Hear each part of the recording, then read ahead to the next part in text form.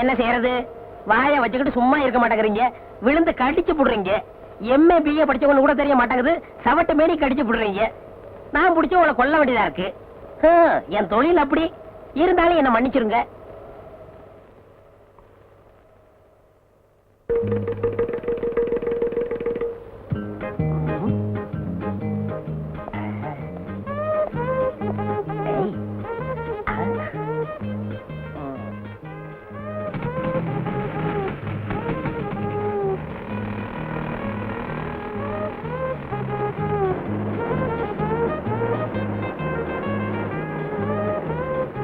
பாப்பா, ஃப்ரெண்டு இல்ல, காத்து கம்மியா இருக்கு, கொஞ்சம் அடிக்கிறியா? சார், இந்த வண்டிக்கு ஸ்பெஷலா காத்து அடிக்கணும்.